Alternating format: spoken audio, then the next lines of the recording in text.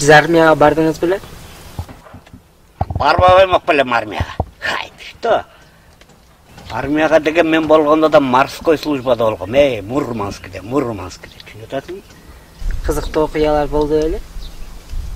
Конечно, кызыктуу окуялар көп болгон да. Биз армияга барганда орусча дегенден нөл болчубуз. Орусча вообще единствен жок болчу да. Деттер деген кушать хочешь десе, кушать коч дечиз да.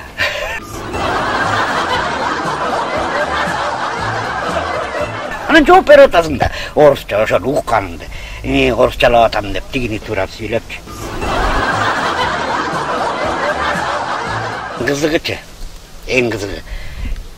Жаңы эле бардым да. Анан жаңы армияга барганда эле шашып бир жакка чуркап баратсам, бир дедушка сюда иди dedi. Анан чуркап жанына барсам, куда деген уктум да, анан мен туалет десем, чап деле оңкойгон түштүм да.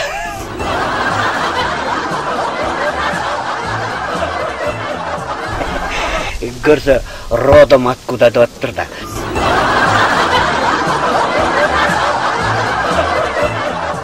Биринчи эмне деген сөздөрдү үйрөндүңүз? Армияга барганда эң биринчи айда сөгүнгөндү үйрөнөсүң да, сөгүнгөн. Шатыратасың атаң көр, түр менен үйрөндүк го чиркин. Анан орусчаны нормалдуу үйрөнүп келдиңизби? Анан орусчаны эзбедик, анан бирөөнүн да бир да сөзүн калтырбай үйрөндүк да. Бүт эзип кой, себеледик да элечи. Ар бир орусча сөздү билем да мен деген азыр. Ата, жөнөкөй эле сөз. Аблака деген сөз эмне экенин билесизби? Аблака?